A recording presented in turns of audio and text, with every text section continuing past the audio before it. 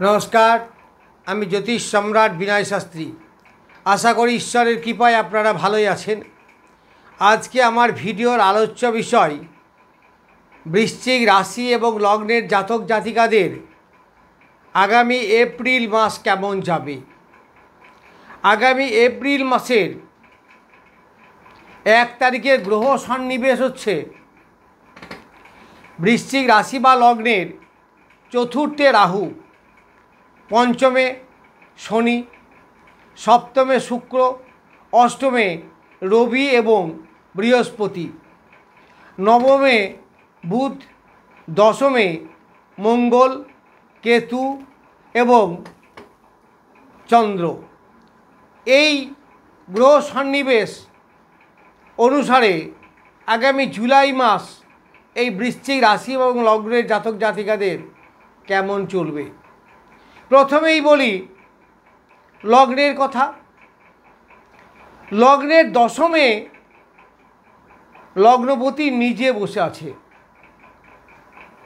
লগ্নপতি দশমে মানে সাংঘাতিক ভালো, তার কর্মযোগে ভালো, তার জীবনের বিস্তার লাভ, জীবনের প্রকাশ, জীবনে মান সম্মান এইগুলো সবই বিচার করা হয় দশম ভাব থেকে।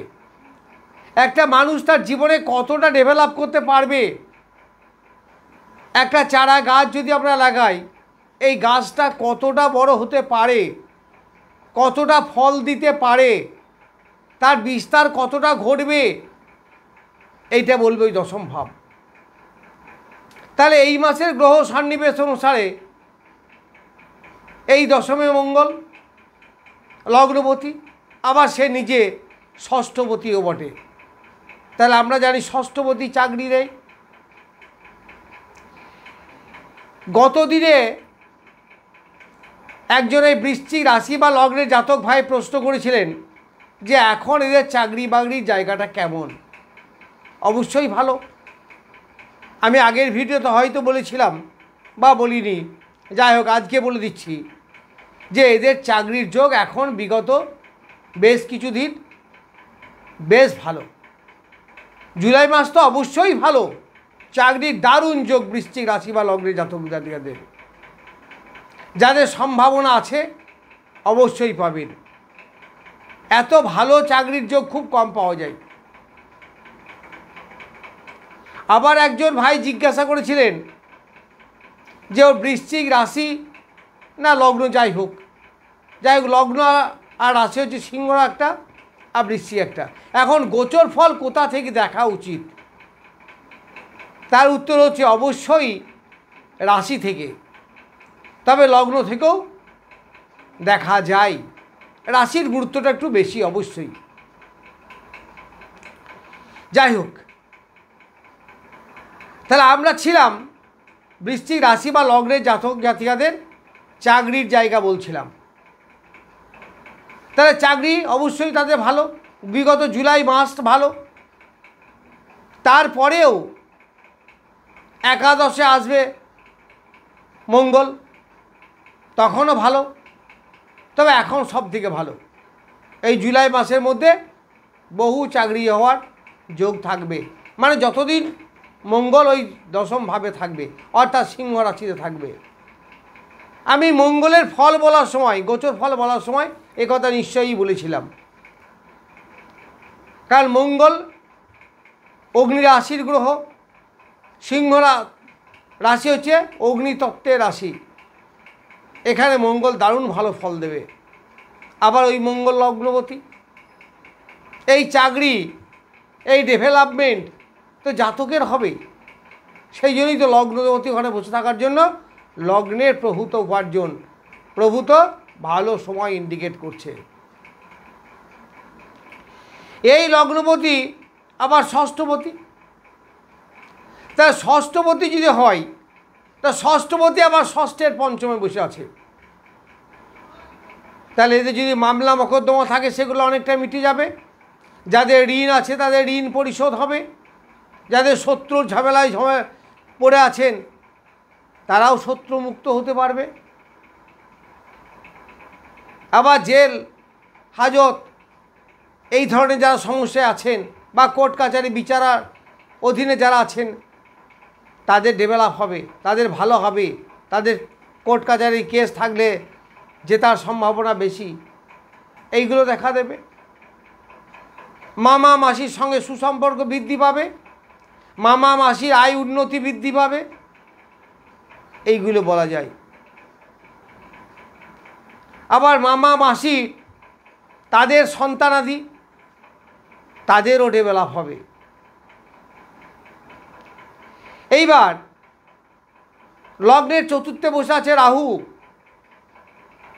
এই লগ্নের চতুর্থে বসে আছে বৃহস্পতির নক্ষত্রে। যাই হোক, আমি নক্ষত্র নিয়ে আজকে আলোচনা করছি না। চতুর্থে রাহু থাকলে মনের চঞ্চলতা বৃদ্ধি পাবে, স্টুডেন্টদের পড়াশোনায় অ্যাটেনশন লাগাতে পারবে না, বাড়ির বাস্তুদোষ ইন্ডিকেট করে। এই সময় যদি কেউ বাড়ি কেনে বা বাড়ি তৈরি করে তাদের বাস্তুদোষের সম্ভাবনা যথেষ্ট দেখা যাবে। আবার পঞ্চমে আছে শনিদেব, তাহলে পঞ্চমে শনি এখানেও কিছুটা অস্থিরতা তৈরি করবে, ডিসিশন মেকিংয়ে প্রবলেম হতে পারে, সন্তানদের কাজের ডিলে, নিজের কাজের ডিলে, এইগুলো দেখা যাবে। কিছু কিছু সময় সন্তানের সঙ্গে মতপার্থক্য, তবে ধর্মের প্রতি আস্থা বৃদ্ধি পাবে। অনেক সময় কাজের গতি অনেকটা মন্থর হয়ে যাবে, এইগুলো দেখা যাবে। কারণ পঞ্চম থেকে তো এইগুলোই হয়। আবার যারা টেকনিক্যাল লাইনে পড়াশুনো করছে, বিশেষ করে মেকানিক্যাল লাইন, তাদের কিন্তু ভালো হবে, তাদের পড়াশুনো ডেভেলপ হবে, এইগুলো দেখা যাবে। তবে বৃশ্চিক রাশি বা লগ্নের জাতক জাতিকাদের এখন পায়ের সমস্যা দেখা দেবে। একেবারে পায়ের নিচের দিকে যন্ত্রণা করা, পায়ে আঘাত লাগা, পায়ে পেন হওয়া, নার্ভে টান ধরা, এইগুলো দেখা যাবে। এইবার লগ্নের সপ্তমে আছে শুক্র, কিন্তু সক্ষেত্রস্থ। এই সক্ষেত্রস্থ শুক্র বৃশ্চিক রাশি বা লগ্নের জাতক জাতিকার দিকে অনেক কিছু দিতে পারে, যেমন সুখময় একটা দাম্পত্য জীবন, এদের বিবাহ হওয়ার যোগ চলছে, এই জাতক জাতিকাদের বিবাহ হওয়ার যোগ চলছে। আবার যারা ব্যবসা করেন, মানে যেমন মুদির দোকান, কাপড়ের দোকান, মিষ্টির দোকান, বা এইভাবে বিনিময় ব্যবসা, কাস্টমার ড্রিল করা, তাদের ভালো হবে, তাদের আয় উপার্জন বৃদ্ধি পাবে। যারা শৌখিন দ্রব্যের ব্যবসা করেন তাদের খুব ভালো হবে। দাম্পত্য জীবন অবশ্যই ভালো হবে, শৌখিনতা বৃদ্ধি পাবে, বিলাস বাসনের প্রতি জাতকের একটা মনোভাব আসবে, এইগুলো সব পাবেন। বাড়িতে শৌখিন দ্রব্য এইগুলো আসতে পারে। তাহলে এক কথায় ব্যবসার যোগ এবং দাম্পত্য জীবন সুখময়, এই দুটোই দেখা যাবে। এখন এইবার অষ্টমে আছে রবি এবং বৃহস্পতি, যাকে আমরা বলি গুরু আদিত্য যোগ। এই গুরু আদিত্য যোগ কি দেবে আপনাকে?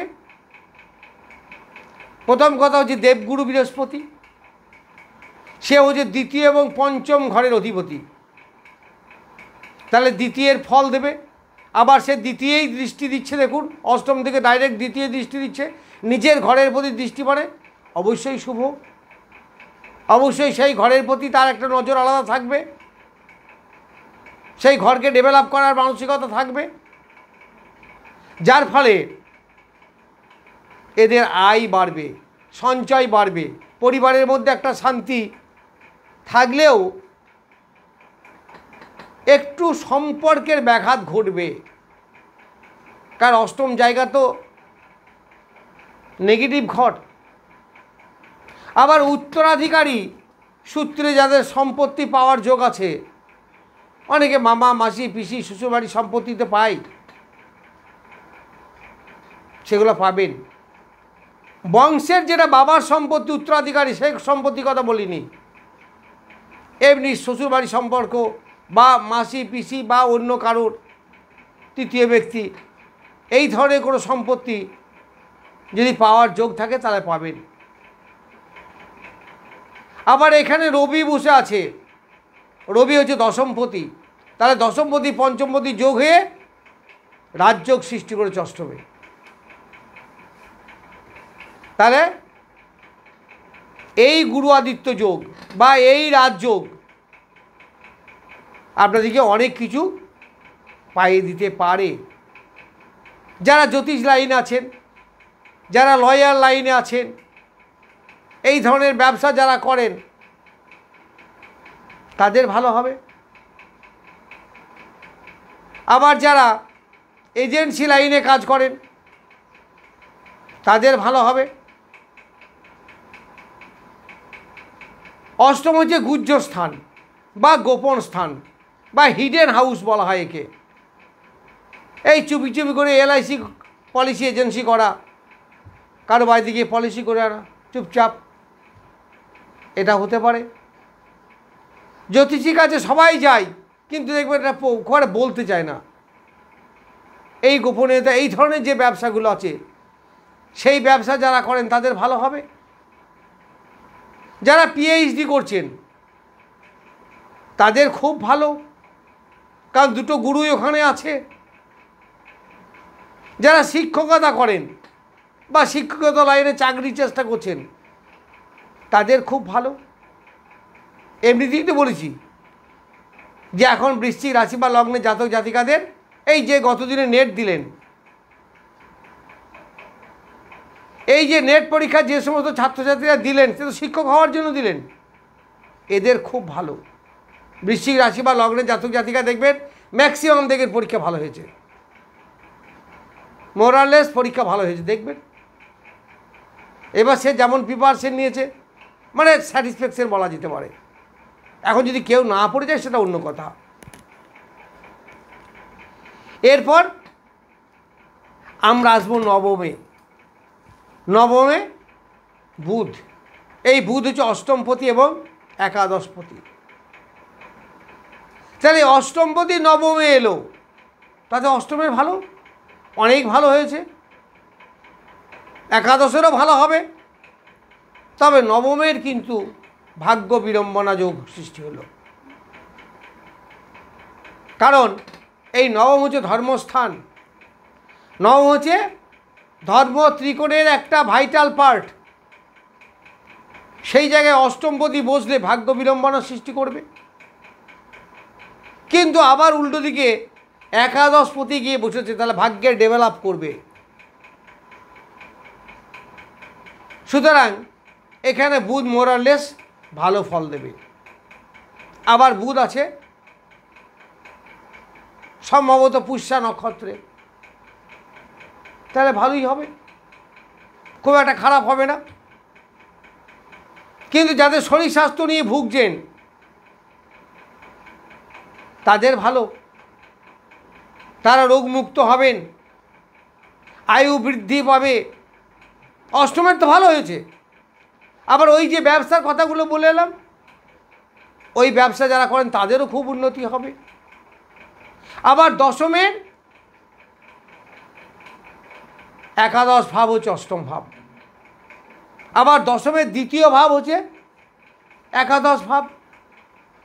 এইটা দশমের দ্বাদশে যাচ্ছে, ফলে একটু নেগেটিভ থাকবেই। দেখুন, ভালো খারাপ মিশিয়েই কিন্তু আমাদের জীবন, তবে বেশিরভাগ অংশই ভালো। এরপর এই জায়গায় আছে কেতু। রাহু যেমন বাড়িয়ে দেয় সব কিছুকে, কেতু আবার কমিয়ে দেয়। তাহলে চাকরি কথা যেটা বলছিলাম অবশ্যই পাবে, তবে সেখানে একটু ডিস্টার্ব এই কেতু নিয়ে আসবে। কারণ কেতু কর্ম করব, আয় উপার্জন করব, আর সুন্দরভাবে সংসার জীবন পালন করব, তা তো কেতু চায় না। কেতুর মোটিভটা তো অন্যরকম। কেতুর মোটিভ হচ্ছে totally spiritual, detach from the practical life.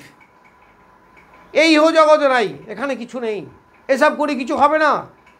আমি বিয়ে করব, আমার সংসার হবে, আমার সন্তানাদি হবে, সেই নিয়ে একটা গুছিয়ে সংসার করব, কেতু তো এটা চায় না। এত কর্ম করব, প্রচুর ইনকাম করব, কেতুকে এগুলো থেকে ডিটাচ। কেতু হচ্ছে স্পিরিচুয়াল, আধ্যাত্মিক জগতে ঈশ্বর চিন্তা করো, ঈশ্বরের কথা ভাবো, সেইখানেই তোমার পরমার্থ লাভ হবে। তাহলে সে তো চাকরি হোক, এই ধরনের ভালো সংসার হোক, ভালো উপার্জন হোক, এইগুলো তো চাইবে না। এইগুলো কি চাইবে? কখনোই চাইবে না। কেতুকে আমরা অশুভ গ্রহ বলি, অশুভ গ্রহই বটে, তার মধ্যে নেগেটিভিটি সবই, কিন্তু শুধু পজিটিভিটি হচ্ছে ওই ধর্ম চিন্তা করা, স্পিরিচুয়ালিটি। তা যাই হোক, আমি বৃশ্চিক লগ্নের বা রাশির জাতক জাতিকাদের আগামী জুলাই মাস কেমন চলবে সেই সম্বন্ধে কিছু বললাম। আপনাদের কিছু জানার থাকলে অবশ্যই প্রশ্ন করবেন, তবে ছোট প্রশ্ন। আর ডেট অফ বার্থ দিয়ে যে বিচার করা, তার উত্তর দেওয়া, এটা সম্ভব হয় না। সে দুই একটা প্রশ্ন, স্বাভাবিক প্রশ্ন হলে আমি অবশ্যই উত্তর দেব। যাই হোক, নমস্কার, আজ এই পর্যন্তই।